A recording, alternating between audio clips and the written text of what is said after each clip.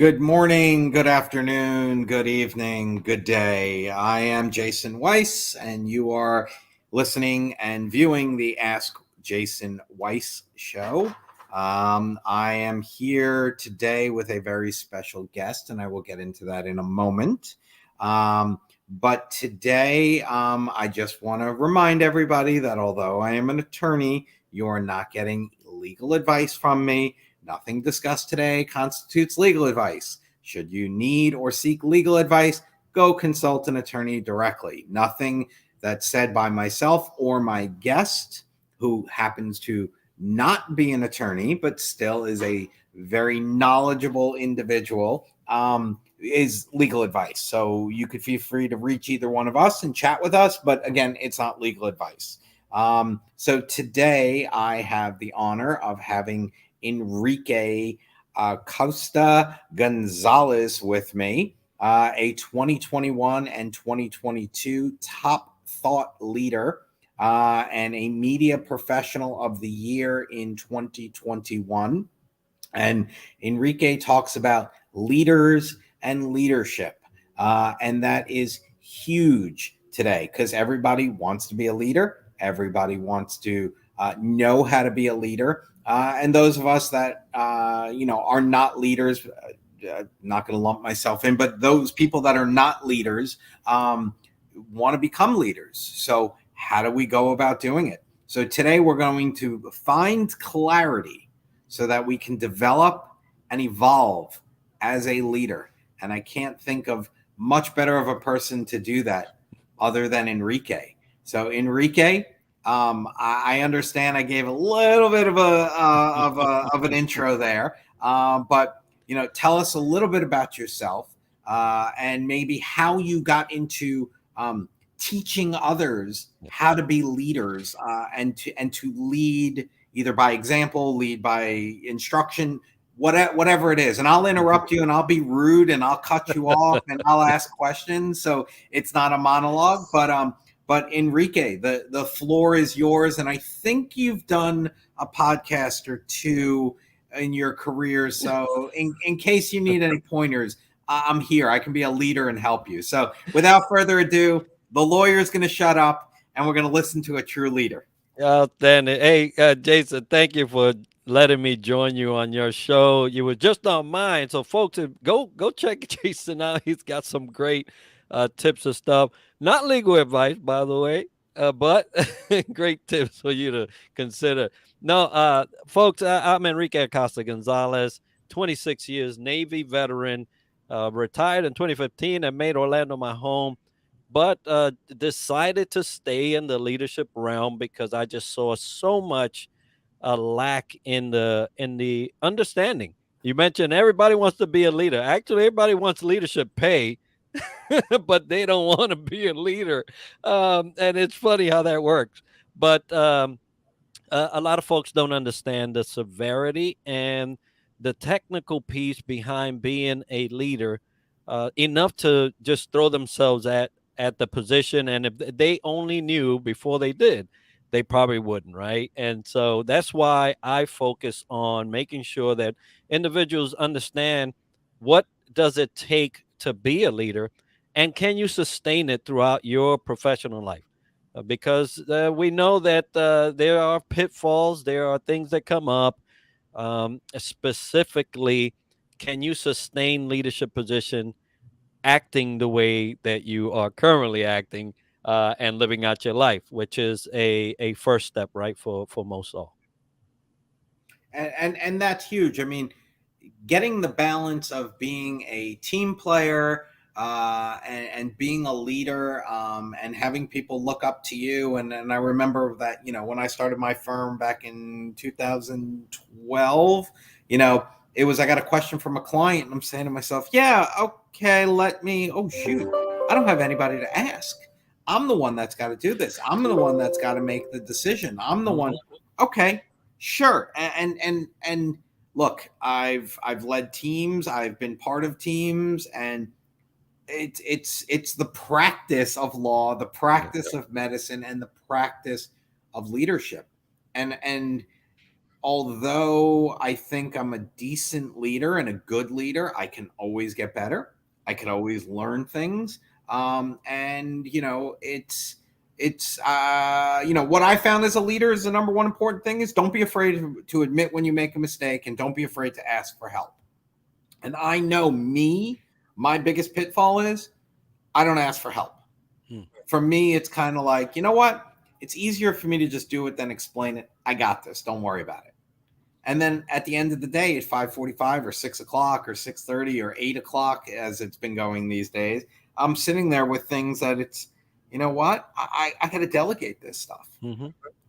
So I guess how, for someone that is either in a leadership role or wants to get into a leadership role, what kind of advice, is there a roadmap? Is there a plan of action? Is there a course? Is there a study? Like, okay, I'm a leader. I want to get better, or I'm not quite a leader yet and I want to become one. Enrique, help me.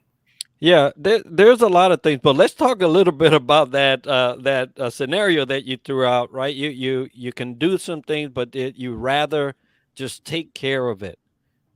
As leaders, there is a high probability that you'll want to take care of it yourself. Why? Because there is a way that I seem to think that it should be done, or I think that this is the only way it's going to be right. Right. So what happens is that we uncover in our leadership practice, right? You put it so well, our leadership practice, that we are possessive.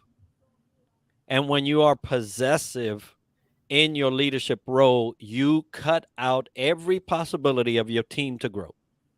Every. As a matter of fact, you may kill some of your team members, not physically, but emotionally, mentally, and spiritually sometimes, right? Because they're capable and fully capable, but you won't give it to them. And so delegation is why delegation was invented, because you have to. If you are a true leader, you will allow those times to come up where you can usher one of your team members into their new role and future roles through delegation. It doesn't have to be 100% the way you want it. And so that's a struggle that most leaders find themselves in. So I just wanted to throw that one out there so that if anybody's struggling with that, it truly is a possessive stance that you're taking as a leader, and you can't do it. All right. So what do you do? Focus on yourself. I wish leaders would do less focusing on others and they would do more focusing on themselves. And Because, what do you mean by that? yeah, this is what I mean. It's easier to tell somebody that they're doing something wrong than for you to say, did I set this example?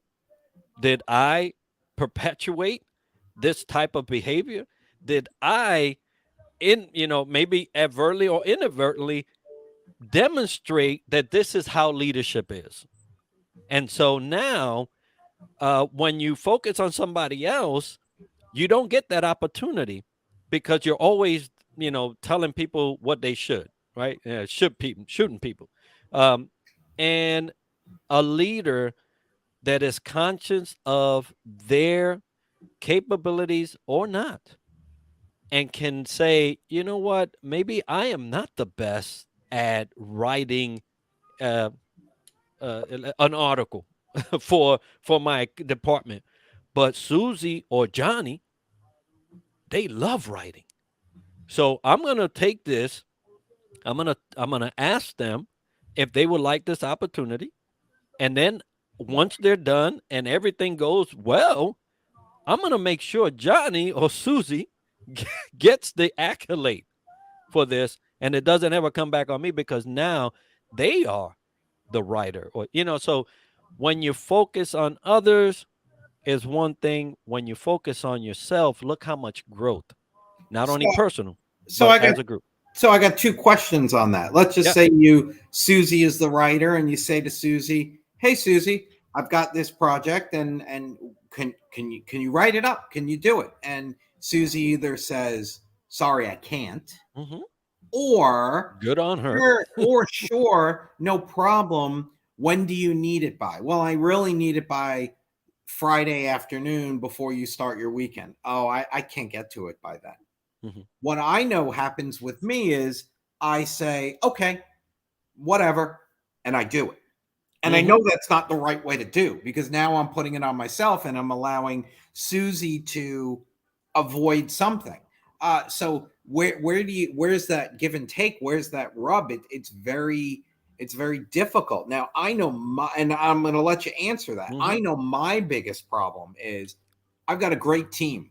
We work together. Things get bottlenecked at me because the gentleman that works with me will get it over to me, or and then it gets bottlenecked and I don't have time to get to it, Mm-hmm. but my name's on it and I got to make sure it's right. So what do you do? So tell me, what do I do as a leader? Yeah. Enlighten me. There's two things there, right? Two separate scenarios. Let's talk about Susie. When I say giving something to somebody, I'm not just saying oh, Susie came up, you got it.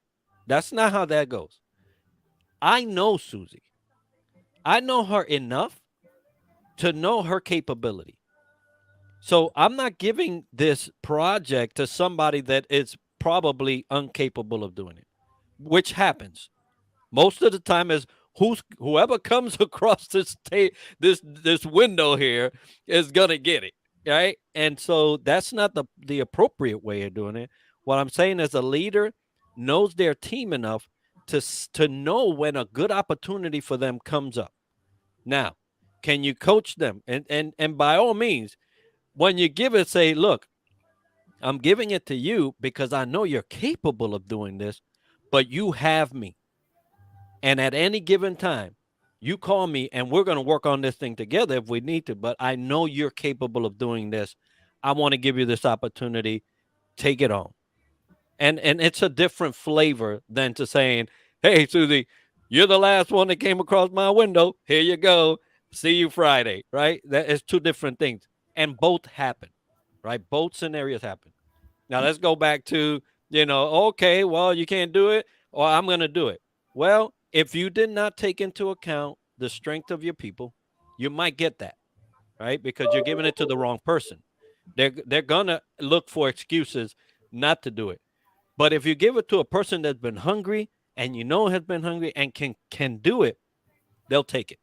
So if you treat it either way, you're going to get a different response. You probably will be doing it on Friday if you gave it to the wrong person. Right. But I mean, so back to me, what the bottleneck is, I in my profession, in the practice and whatever, my name's going to go on that pleading. Yeah. And although I've got very talented people that work with me, if my name's on it, I still feel like I have to read it. Even if there's a summary, okay, Jason, this is what it says and all this, I still have to read it. I still have to eyeball it. And the problem I have is I'm working all day long. I'm in meetings. I'm in court. I'm in negotiations. I'm on phone calls, and then I sit down at 6 o'clock at night, and that's when I start working. And as a leader, that's really tough. Because I don't want to say I'm burned out, because I'm not, but I can see burnout coming, and I've got to avoid that. Yeah. And again, I've got a good team. We work together. We're open. We're honest with each other. We talk with each other. We collaborate on everything. But at the end of the day, I kind of sometimes often feel that because the buck is stopping with me, so is the work. And all I have to do is take 15 or 20 minutes, read over it, and say, this is good to go. And then it's off my plate. But the problem is finding that 15 or 20 minutes. Right. So and you're right. It happened that this is a scenario happens everywhere. Doesn't matter what climate you're in, right? Legal, logistics, it doesn't matter. Somebody has to put the stamp of approval on it, right? And it's usually one person. What I suggest for leaders is who in your group is similar to your train of thought, close enough that they can say, hey, Jason, this is 99%. You may have to look at, or Jason, it's good, because the thing about going back to, and I always say trust but verify, right? Trust but verify. But there's got to be a way where you can get someone in your team that is of the same train of thought in the approval process, that you can actually allow to say, hey, this is 99%, you know, or this is 85. Oh no, Jason, you're gonna have to look at this again, Right. because, and then you can prioritize. Okay, I need to look at this one. No, he said 99. Hey, it's good. Correct. And that's the type of thing that we have, so, some of my work, none of it's cookie cutter. It's Mm, not the same thing over and over, but some of it, requires, and we've worked this out. Hey, look, anything I really need to focus on, highlight for me in yellow so I can go right. straight there. Um, and if it's an adaptation of an old pleading, if it's an adaptation of an old demand letter, that works. But sometimes, and most often, it's something that's brand new, and I just have to find the time. One of the things that I was doing, and I think we talked about this on your show recently, was, I'm blocking out the time. Yeah. I'm treating myself like a client. And look, if I have a potential new client of, Steve, and we have a phone call at 1 o'clock, I'll put it on my calendar and I'll block out 1 to 2. Well, I block out something on my calendar from 2 to 2:30. Review this pleading. Do this, do that. And it's definitely helped. And I also feel that asking members of the team is also huge. Mm-hmm. What do you think? What's your thought on this? What are what's your availability? Does this work for you? Does that work for you? I think dialogue is good. The one problem I will put out there is just when you get feedback you don't want to hear, be ready for it. Mm. Yeah, that's one of the things when you ask, right? Don't I would say, hey, don't be surprised at the answer if you're willing to go ahead and put the question out there. Involving the team is critical. You mentioned a talented team, right? Talented where, right? You have to know where they are talented. And there's and you do have to block some time, right? So this week coming up, scratch it off. I've taken everything off my calendar. I'm doing, you can tell by today, but by this evening, I'm on a detox, right? A time and a period where I need to scratch everything and say, where are you, Enrique? Where are you? Right? And recalibrate myself so that when I come back, I'm good.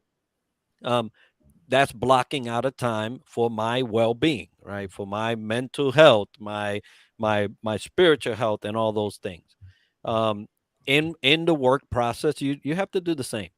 But there's also the opportunity for someone else. Hey, can you take this meeting?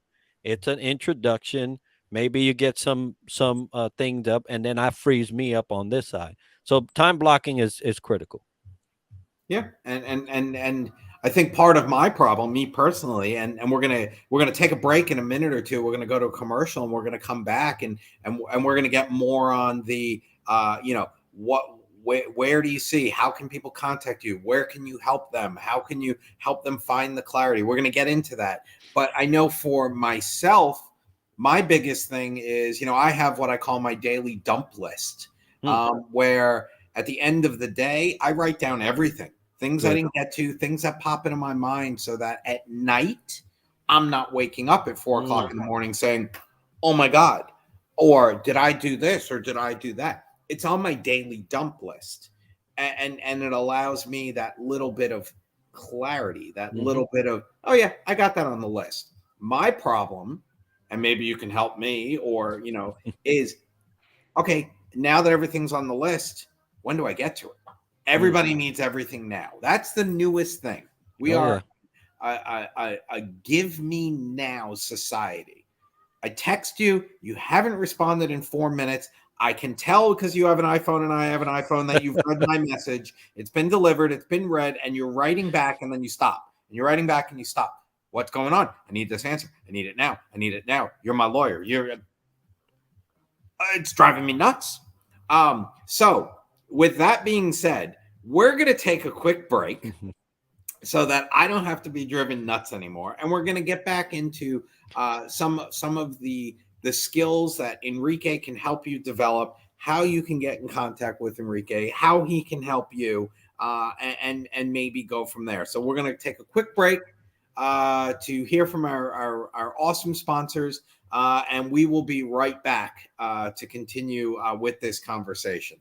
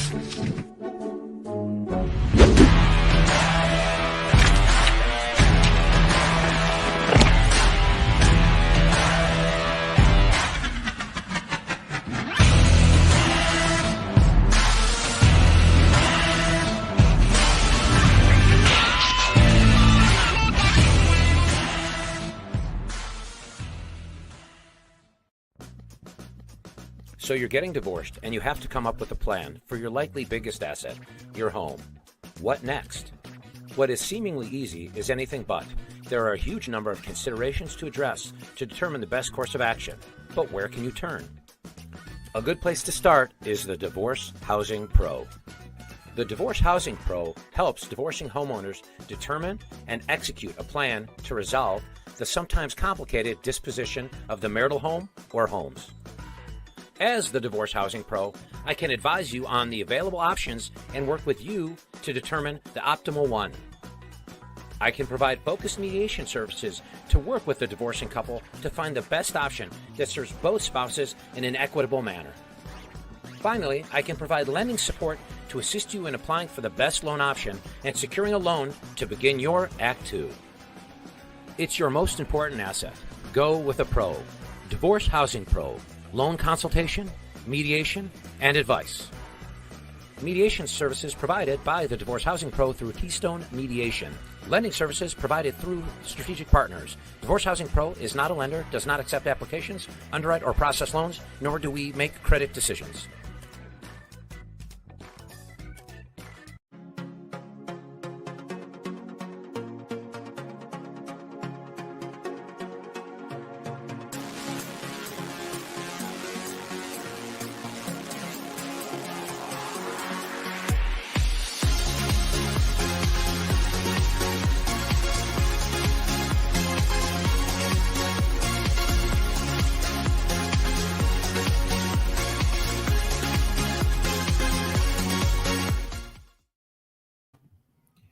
We are back. I'm Jason Weiss. You're on the Ask Jason Weiss show. Although I am an attorney, nothing herein is legal advice. Okay, so that being said, and the disclaimer out there, I am very, very excited to bring back Enrique, and we're talking a little bit about leadership and how thought leadership grows and how to evolve as a leader and what to do. So, Enrique, you seem to have like a nice niche practice area. So look, as a small business owner, if I were interested in consulting with you or figuring it out, or as an employee somewhere, I wanted to learn, how do I become a leader? I pick up the phone, I call Enrique, which will give you that contact information shortly, or an email address shortly. What do I do? What do I expect? What are you with all of your years of training and service? What do you bring to the table? How can I become a leader, Enrique? Please tell me. Yeah, so it's a question I get asked often. How can I become a leader? My process is what you would call a very intrusive. So I I get down in the nitty gritty of what makes you. What is it about you, and why your desire to become a leader? Because I have mentioned earlier, leadership requires a certain tax. That tax is seldom people are seldom ready to pay that tax. But they love the position, they love the money, they love the corner office or what have you, and it looks flowery and it looks like something that's appealing. So if you're truly considering to be a leader, and you wanted to discuss that process with me, you will be enlightened. There are a lot of things that are not covered in the normal day to day OJT, on the job training type of leadership development that you get at work, that you will be facing. And so we get to discuss not only your vision and your goal as to why you want to become a leader, but how to avoid some pitfalls that will undoubtedly come your way. And so that clarity, that development that comes through the process that I take you through will not only allow you to become an asset in your home, community, and workplace, but it will also allow you to become a beacon of light for someone else. And so that's what my leadership process brings you through. It is truly an evolving type of work, and I enjoyed every bit of it. Now, are you a coach? Do you teach a Mm. class? Is it an online? Is it one-to-one sessions? Like how does it work? I want to become a better leader. So let's just say I'm just, hey, what do I do? Okay, I got your name. I watched the show. How do I become a better leader, Enrique? Tell me the three things I got to do, and poof, I'm a better leader. And there's sarcasm in there, Yeah, but yeah. so okay, so I want to become a better leader, or I want to climb the ranks in my organization. Yeah. And I've heard great things about you. So now what? Do we do one-on-one sessions? Do we do like what do I do, Enrique? Transform me. Yeah, the community favors that one-on-one approach. So there's different ways that I provide it. So one-on-one is a way. You can go directly to triadleadershipsolutions.com and book a session there, half hour, 1 hour, what have you. There usually is a after effect through those calls, is that they'll quickly, appreciate the call, and then I offer 3, 6, 9, and 12-month contracts if you want to continue that journey. I do trainings, I do master classes, I do some shows. There's definitely a lot of information on YouTube if you look at Developing the Leader Within podcast on there. And ultimately, I do speak. So if you're looking for a speaker, I also provide those. So there's a lot of ways to get that type of information, but most of it is favored at the one-on-one, because that's where we get to actually get down into the things that you're thinking will make you a better leader. But if I was to encapsulate it in three, and yes, very jovial way of looking at this, because you can't do it in just 3 steps. But if I was to hone it down, is number one, get clear on who you are. If you are not the leader type, don't be a leader, because you will only be joining the ranks of those we talk about every day. Right? That's number one. Number two, if you're clear about yourself and the journey you want to be on in the leadership, then get some fundamentals, right? Fundamentals, and I say in 4 areas. Morally, ethically, legally. Those are 3 main areas, and then emotionally, because a lot of people don't take the emotional aspect of leadership into account. There is a big one, and that emotional. And lastly, if you're all round up, you're clear about what you want to do, you got some fundamentals. Start helping somebody. Start helping somebody. The practice of leadership, and I'm saying that deliberately, is one that you will appreciate by helping someone else. Leadership is not about you. It may seem that that's where you headed, and eventually, you do get accolades and you get respect and you get all these things if you're a positive leader and you leave a positive impact on your surroundings. You'll get those things. But if you don't, you'll get some other things, right? So you have to take those things into account. But helping someone else is going to make you a better leader than anything else. I like that. Lead to promote others. Lead. I mean, I try to lead by example. I'm the type that I practice what I preach. Family comes first. Anybody that's ever worked with me, they know that family comes first. Jason, I need a little bit of time off. I've got a sick kid. Please, I hope he or she is okay. Keep me in the loop. Do what you need to do. Jason, there was a death in the go take care of your family. Is there anything I can do? I practice what I preach. One of the things, though, that when we were before the break, when we were talking, that really resonated with me was when you were talking about Susie, for example, and you said that Susie's a great writer and get it over to Susie and do that type of thing. Maybe identifying and maybe you can help with this, identifying that the right person is in the right role. And how do you do that? Maybe you start with a luncheon or a one-on-one or something along those lines. So it could be, oh, Susie, I assumed you were a great writer or you love to write. And maybe Susie says to you, Jason, I really don't like to write. I really would rather be someone presenting and not doing the writing. And then maybe, oh, really? And maybe you give Susie the opportunity to present it, and maybe you do the writing, excuse me. You don't know what comes from that.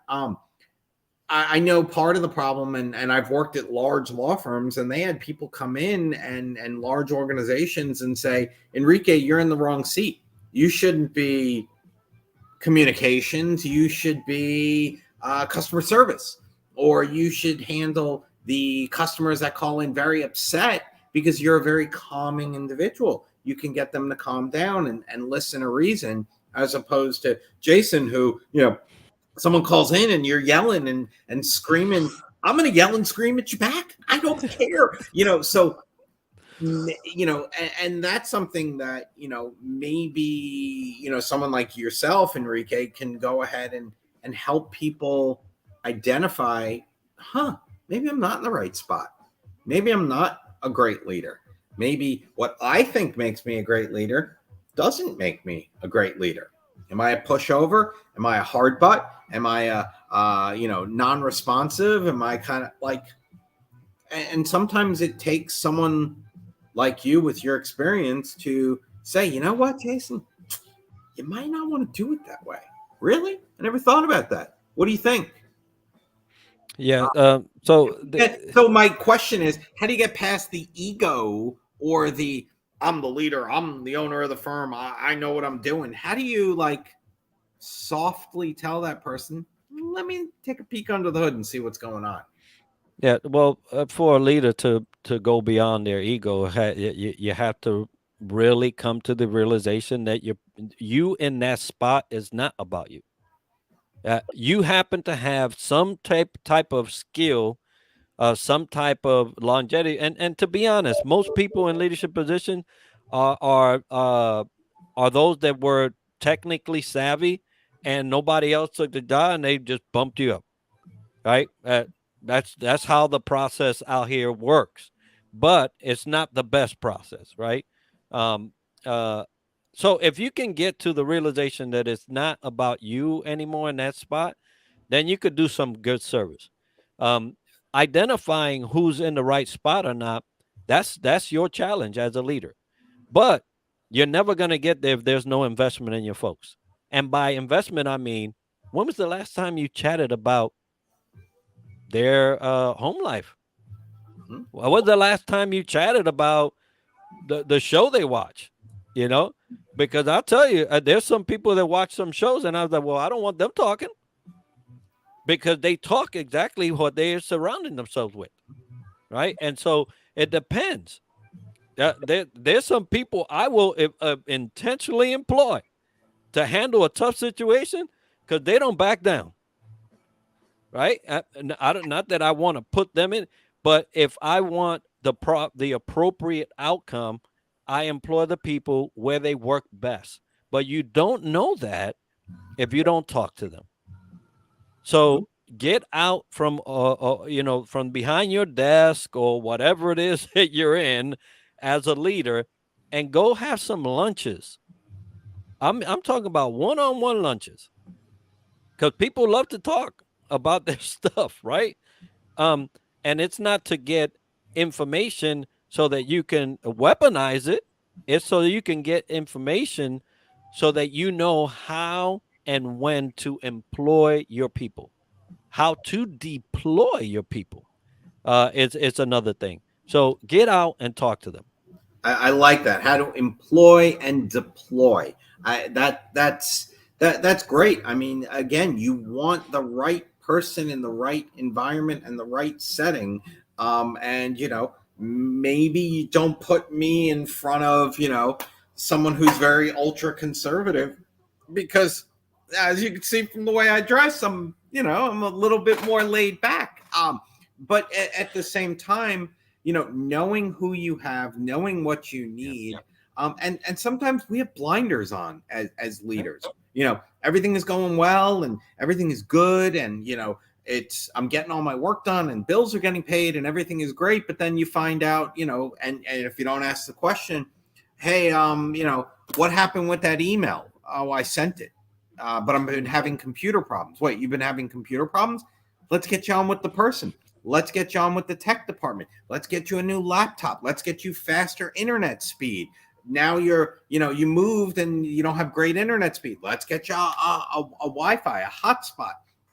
I know that as a leader, I find my biggest thing is balancing asking the right questions and not asking too much. And that made no sense. So I'll clean it up. Like you said, hey, what are you watching on Netflix? I don't know if that's an insight into my world and what I believe, but at the same time, it might share something. It shows that I'm a real person. It shows that I care. It shows that we have common interests. I loved watching Breaking Bad. I just finished up Better Call Saul. I just watched Blackbird on Apple TV. Those were 3 great ones. And if you were like Jason, I watched Blackbird too. All of a sudden we got a bond. Oh yeah. Start talking about it. Oh my God, the lead actor, he was so great. And oh my God, the person in prison played such a great character. And I've seen him in another movie and oh my God. And then we start talking about it. And then all of a sudden it clicks. We've got some commonality. And it shows that we're on a similar wavelength. Mm-hmm. It could be like, oh no, I can't stand Better Call Saul because I work at a law firm. I don't want to watch lawyer movies all day long and lawyer TV all day long. Oh, okay. What do you watch? I watch a baseball game. Oh, who do you watch? The Boston Red Sox. Oh my God, we can't be friends anymore. As you can tell, I'm a huge Yankees fan. Nope, we're done. And then you got that camaraderie that, after a weekend series, I can come in with my head down and be like, hey, it was a bad weekend for me. We got swept. Or, hey, must have been a bad weekend in your house. We swept. That type of thing to show that you're real, to show you're a person. And often I feel, at least from my experience, when I can open up, it allows others to open up. And maybe it'll be, I watched the ball game this weekend and I was with my dad and he's not feeling so good. Oh, what's wrong with your dad? Mm-hmm. I think for me, showing my true person, showing that I'm a real person and showing who I am without sugarcoating it has gone a long way, because it allows people to know, hey, look, this is what you're dealing with and this is what you can expect. And it's funny because when I used to interview people to come work, I always dressed in a t-shirt, pair of shorts when I had my own thing. And I'd say to people, I said, look, as casual as I am dressed, I'm the opposite on my work. And they'd be like, what do you mean? I'm like, I'm going to come in shorts and a t-shirt every day and a pair of sneakers, and I like to be comfortable. But when I write and when I plead and when I argue and when I do everything, it's like I'm in a 3-piece suit, because that's what I care about. You want to dress and wear a t-shirt and a pair of shorts and a pair of flip-flops, more power to you.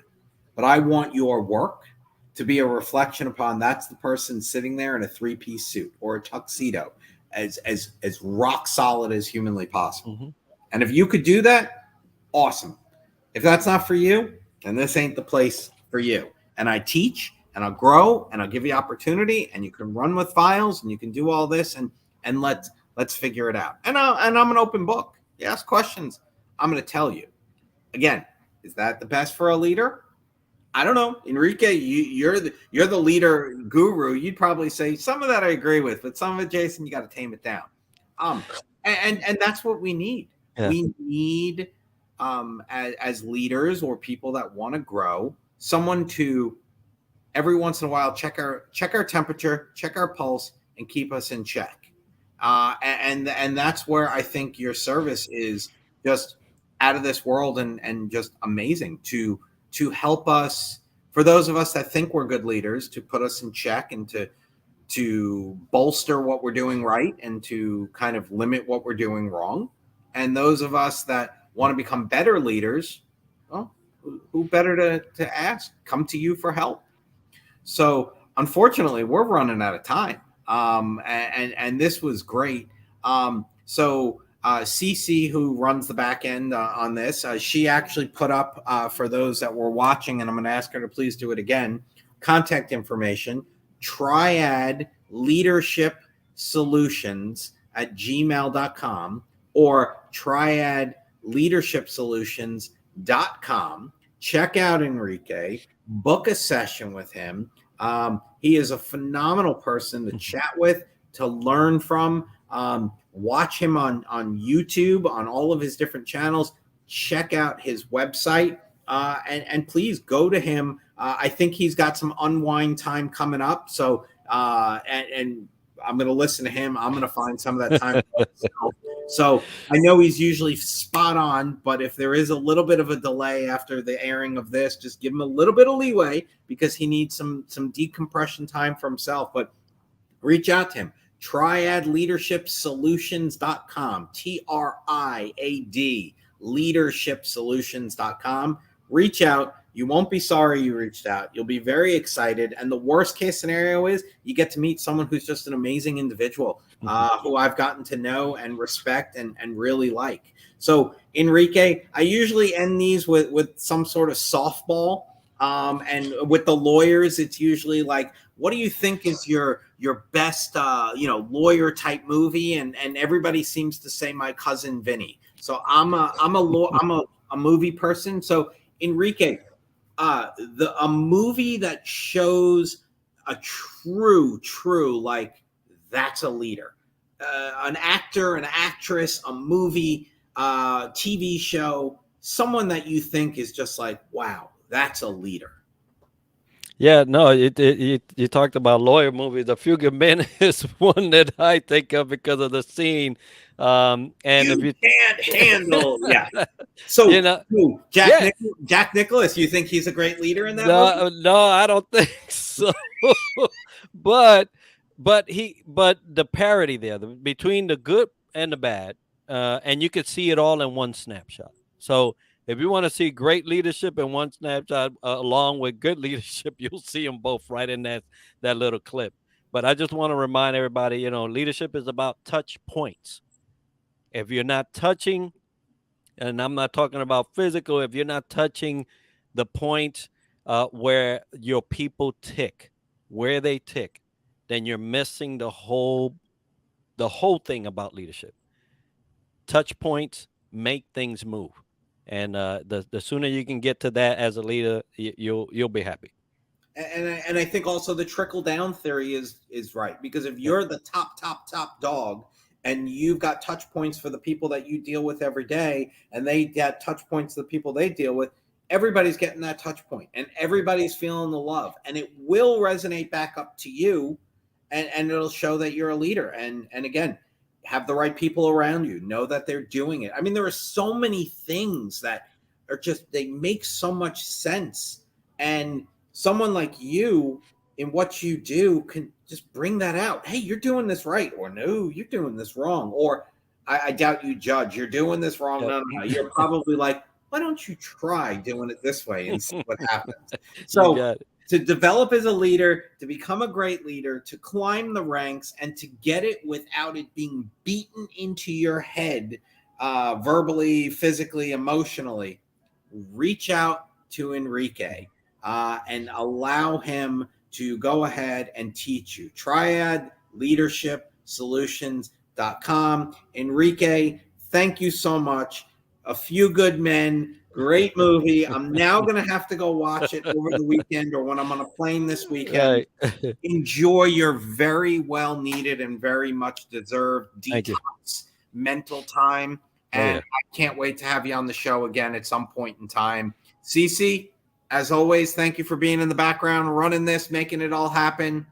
GoingSoloMedia.com. Thank you. Going Solo. And we'll see you in 2 weeks.